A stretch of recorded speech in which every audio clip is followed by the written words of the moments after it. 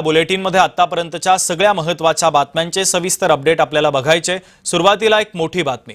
चिपळूणमध्ये भटक्या श्वानांची सध्या दहशत पाहायला मिळते। चिमुकल्यांचा पाठलाग सीसीटीव्हीमध्ये चित्रित झालाय, तर खेड विभागातील मारुती मंदिर परिसरात श्वानांचा उपद्रव वाढलेला आहे। नागरिकांमध्ये दहशतीचं वातावरण आहे, तर लहान मुलांच्या सुरक्षेचा प्रश्न देखील आता गंभीर बनलेला आहे।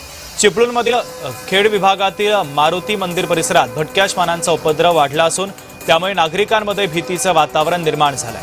शाळा सुटल्यानंतर घरी परतणाऱ्या लहान विद्यार्थ्यांचा भटक्या श्वानांनी पाठलाग केल्याची एक घटना आता समोर आलेली आहे। या घटनेचे दृश्य परिसरातील सीसीटीव्ही कॅमेऱ्यामध्ये चित्रित झालेत। सुदैवाने या घटनेमध्ये कोणतीही जीवितहानी झाली नसली तरी लहान मुलांच्या सुरक्षेचा प्रश्न आता गंभीर बनलेला आहे।